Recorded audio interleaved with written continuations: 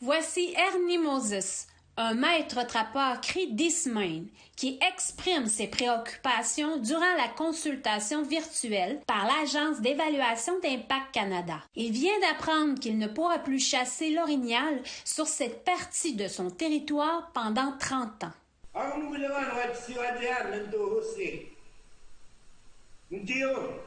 Ce territoire qui a été foulé par ses pas et ceux de ses ancêtres. Le projet de mine à ciel ouvert s'installe en plein sur son territoire de chasse. Mais c'est sûr que principalement pour M. Moses, il va avoir, pour la durée de la vie de la mine, il va avoir une place où il pourrait plus poursuivre sa vie traditionnelle. Rose Lithium Tantal est en cours d'études auprès du fédéral et du provincial. Ismain, Nemaska, Waskaganish et Waswanipi ont été consultés virtuellement par l'Agence d'évaluation d'impact Canada à la mi-avril. Mais Pakeso Mukash, traducteur cri lors des consultations, se pose la question à quel point ces consultations sont légitimes alors que les cris étaient en pleine période de préparation pour la chasse à l'outarde. Si on fait une affaire virtuelle puis il y a 10 personnes, est-ce qu'on peut vraiment dire qu'on a consulté le peuple? Fait que c'était une des questions. Puis même, il y a du monde qui ont demandé. C'est quoi le numéro magique? Quand est-ce que le fédéral et le provincial peuvent dire qu'ils ont consulté le peuple quand il y avait une douzaine de personnes? Mukash ajoute que parmi la population cri, il y a des personnes mécontentes à propos des projets miniers, mais aussi de la Grande Alliance.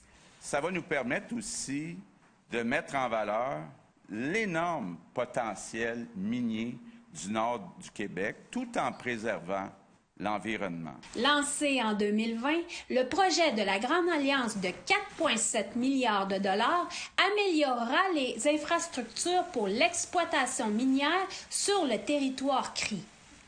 Il est actuellement dans la première phase d'une étude de faisabilité. Qu'est-ce que j'ai entendu, ça m'a tellement blessé, c'est que les trappeurs sont en train de perdre d'espoir. Il dit carrément, il n'y a personne qui nous écoute, il n'y a personne qui nous représente. On se fait maltraiter, puis on laisse ça aller. Jean-Paul Murdoch, négociateur pour le gouvernement de la nation CRI, affirme que chaque projet est une opportunité pour la population de participer à tous les niveaux concernant la protection de l'environnement ainsi que celui du développement. C'est sûr qu'il faut regarder tout le coffre d'outils pour protéger l'environnement. Il y a des lois puis des règlements du gouvernement de Québec qu'on utilise. Il y a même des lois puis des règlements du gouvernement fédéral. C'est pour ça, aujourd'hui, que ce projet-là passe au travers deux processus d'évaluation, fédéral et provincial.